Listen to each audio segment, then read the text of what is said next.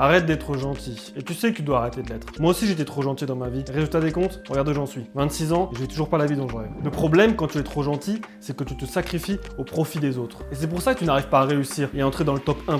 Parce que tu es la merci des autres. Ce qui joue aussi, c'est ton rapport à l'exigence. Quand tu es trop gentil, en fait tu tolères tout de tout le monde. Pas froisser les gens. Arrête de vouloir tout tolérer et d'accorder aux gens et de plaire à tout le monde. C'est pas possible. On peut pas plaire à tout le monde. C'est pas possible. Tu ne peux pas dire oui à tout ce qu'on te demande juste pour être gentil et plaire aux autres. Ça marche pas comme ça. Avec ta gentillesse, les gens te marchent dessus. Il faut que tu sois capable de mettre des barrières bien claires pour pas que ça n'arrive. Parce que ça va conditionner ta réussite. Donc je vais te donner un exemple très concret. Moi par exemple avec mon ex, j'ai toléré beaucoup trop de choses. J'étais super gentil avec elle. Je faisais en sorte de faire tout pour lui plaire et pour l'arranger. Je tolérais même des comportements qui étaient pas bons envers moi, qui étaient nocifs. Jusqu'à un moment où j'ai toléré qu'elle voit un autre homme, un fameux pote. Alors que je savais pertinemment que c'était pas du tout une bonne idée. Et ça n'en était pas une effectivement. Mais à cette période, j'étais pas capable de m'imposer parce que j'avais peur de la perdre. J'étais attaché à elle. Je voulais tout faire pour qu'on reste ensemble parce que à ce moment-là, je pouvais pas me permettre de la perdre et j'avais pas envie de la perdre. Mais au final, j'ai quand même toléré tous ses comportements et elle a fini par partir avec cet autre mec. Et de toute façon, je n'étais pas capable à cette époque de refuser tout ce qu'elle me demandait. J'étais beaucoup trop attaché à elle et c'était pas possible pour moi de la perdre, mais au final,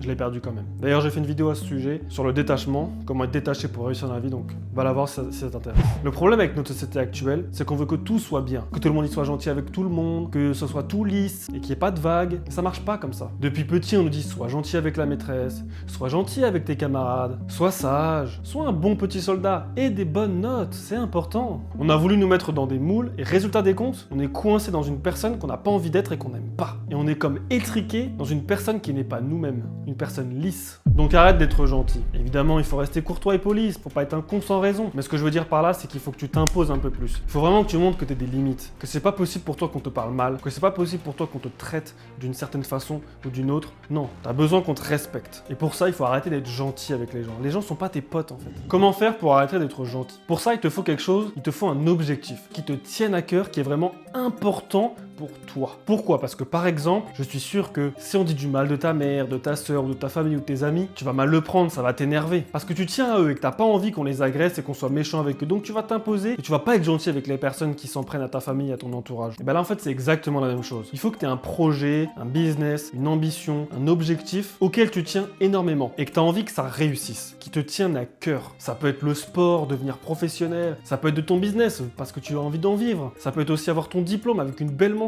parce que tu as envie de réussir. Le problème, c'est que si tu t'en fous de tout, tu vas pas pouvoir t'opposer aux gens. Si t'as pas de projet clair, un truc qui t'anime, tu pourras pas t'opposer. Et donc, si tu as un projet qui te tient à cœur, tu vas réussir à t'opposer aux gens qui veulent saboter ton projet parce que eux, ils en ont rien à foutre. Tu vas réussir à être méchant et à t'imposer envers eux pour pas qu'ils nuisent à ton projet, à ton ambition. Rappelle-toi bien que si toi aussi tu tolères la médiocrité, bah toi aussi tu deviens médiocre. Et par pitié, arrête de croire que les gens sont tes potes. C'est faux. Les gens ne sont pas tes amis. C'est pas parce que tu as fait un projet de groupe avec des gens en classe ou alors que tu joues à des jeux vidéo avec des gens, ou alors que tu es dans le même club de sport qu'une personne, que tu es ami avec elle. Ça marche pas comme ça. Tu devrais avoir que peu d'amis. Et ces personnes-là, tu devrais savoir si elles sont bonnes pour toi déjà. Avant de dire que quelqu'un est ton ami, tu dois avoir prouvé sa valeur. Tu dois savoir si cette personne, c'est une personne de confiance ou pas. Il faut que tu construises des remparts autour de ton projet. C'est pour ça que je te dis d'être méchant et d'arrêter d'être gentil. Quand tu veux réussir, quand tu veux être dans le top 1%, il faut construire ses limites, construire ses remparts qui vont empêcher les mauvaises personnes de te nuire et qui vont te permettre de réussir. C'est comme ça que tu vas créer un écosystème vertueux vers ton succès.